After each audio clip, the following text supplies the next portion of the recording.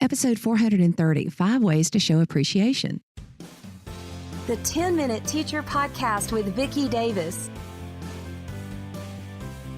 Every weekday, you'll learn powerful, practical ways to be a more remarkable teacher today.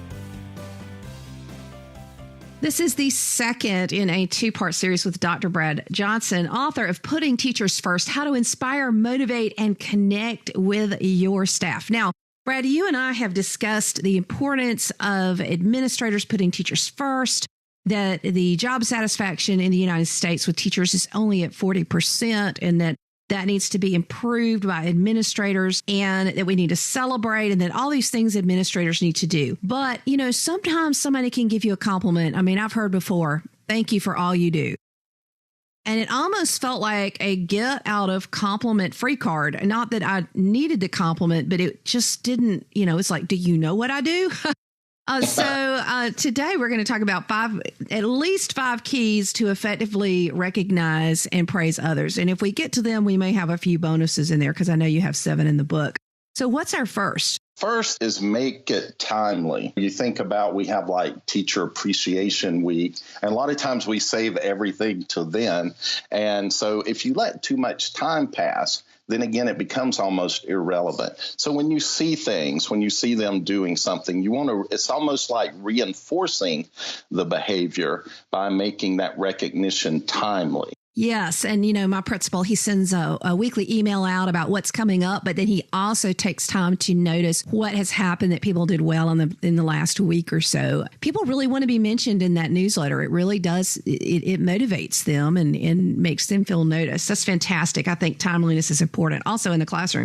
What's next? Well, next is be specific. And it's kind of like what you just mentioned. Oh, you did good or whatever. And so that generic type of recognition or praise is almost meaningless because it's not really tied to anything. It's not a generic praise of like, oh, good job today. Write down specifically why they did a good job. What was it about the lesson, or what was it that they did with the students or to the school? Again, because if you make it specific what the praise is for, it's more likely to be repeated. Right. And it feels more genuine. It's like you actually did notice something. Thank you for all you do. I guess you can tell somebody in my life used to say that. It was just like, oh, like, what did I do? Did I do something? Yeah, I would love to know if I did something. Well, the other thing with that, too, is when you are specific, like let's say a principal walks into your class and observes you doing something. A lot of times they feel like they always have to also critique because they're not really doing their job if they're not adding something. And so I always tell them to leave the buts behind, because they'll tell you something good and they'll say but, and they want to add that little critique because they feel like they have to because they're the administrator. But sometimes you just want to leave the specific praise and just leave the but behind. You don't have to critique everything. Sometimes it is just about celebrating, praising, and recognizing. It's kind of like you undo everything you just did, even as teachers. Okay, what's our fourth? So next is be sincere. So your praise must be true appreciation and excitement about the success that's going on. Energy is contagious, and so you want to let that reflect in what you're doing. Be sincere if it's a handwritten note. Well, I think something like that shows you the sincerity. Like you said, that note that you received from your administrator the first day of school really let you know that was something that, was sincere from their heart. Okay. And what's our fifth? So next is make it frequent. Again, like I said, don't wait to the end of the year and do, Teacher Appreciation Week or whatever, but let it be consistent. I think it was the CEO of Hertz rental cars that what he did is he would put 5 pennies in his pocket. And as he traveled around, it would remind him to offer compliments and recognition and praise to employees as he visited the different rental companies. And what he would do is shift the pennies from one pocket to the other. And then when those 5 were full, then he would start moving them back to the other side. But it was just a way to remind him to be habitually praising, recognizing, encouraging, and supporting his staff. Oh, and it's so much about habits, because 40% of what we do in a day is actually not a decision, it's a habit. And that's some Duke University research I was reading over the weekend. Okay, what's our sixth? Okay, so here is kind of a combination of two. You want to acknowledge individuals for their individual work independently, things like that. But you also want to recognize team effort because, in schools, a lot of times we forget that we are a team and that a lot of things that are achieved are team success. And so we want to make sure that we, remember everybody that was part of the success. Oh, and, sometimes it's easy to forget those. Like, for example, we did this awesome Christmas 3 professional development program between Thanksgiving and Christmas. We were encouraging every single teacher to try at least 3 new things. And Renee in the front office made these beautiful Christmas trees and she cut out. I mean, I don't even know how long she spent doing it. And it would just be wrong for me to say, oh, I did this thing when all of these people contributed and did so much. So I think that recognizing team effort, especially, hey, when you're the leader, right? Right. And the thing is with that is just like you just talked about with the cutting the Christmas trees and stuff.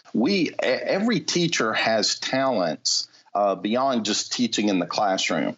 And a lot of times, a good administrator will be able to pull those out and use those in different areas within the school as well. I always say that we hire teachers for their strengths or their talents, but then we manage them for their weakness instead of focused on managing them for the talents and strengths that we actually hired them for and to utilize them throughout the school. There's a good to great analogy of getting the right person on the right bus in the right seat on the bus. When you know people's strengths and weaknesses and somebody is placed in an area of weakness, I just look at the person and I think, why did they just do that to you? Why did you do that to yourself? Say they're not a detailed person and now they're in charge of, say, calendaring or something that requires months of planning in advance, and they're a person who kind of lives in the moment. And you're like, well, what is everybody thinking? We need to put people in their strengths so they can shine and so the organization can run better. Absolutely. Okay, we have time for our 7th, Brad. So there are things you can continually do. Again, you don't need to wait to Teacher Appreciation Week to actually appreciate your teachers. We talked a little bit about like carrying the notepad and giving them positive praise and feedback. One of the things I shared this a little bit outside the box, but I think it's something that, we need to think beyond traditional education and how it's always been done. But we have more professional days built in now. And what's wrong with an administrator saying, you know what, take this professional day and use it the best way you see fit. And the best way you see fit may be to go with your group or maybe your grade level or something and go eat lunch and go to a movie or just go do something fun and kind of recharge your batteries. Again, because we're professionals and teachers throughout the decades have not been treated very professionally. And this happens in every other field and every other business. And we need to start bringing some of this mentality into the school as well. Because think about it, if a teacher knows I can go today with my group or, whatever with my grade level and, actually enjoy the day, think of how recharged and how invigorated they come back that next day to the classroom. Mm-hmm. They do. And I think this whole, professionalism is very important. I mean, very often when I was in the business world, since I worked in the business world and in education, we would go off for team building times. We would be expected to just kind of have some fun together because people tend to work harder with people they like, don't they? Absolutely. And then there's little things you can do, work with the PTA or with local businesses to provide coffee for your teachers, to provide lunch. Think about in areas where it snows a lot, how some of your student groups go out and clean the windshields off the cars for teachers. So there's all kinds of little ways, inexpensive ways that you can do things to really show your teachers that you care and that they're valued and that you really do put them first because they put their students first. Yes. So, Dr. Brad Johnson, the book is Putting Teachers First, How to Inspire, Motivate, and Connect with Your Staff. These are fantastic, specific ideas that will make all of us better leaders in our schools. And remember, yes, teachers, we have to know our content, but it's about relationship as to whether they will learn that content from us.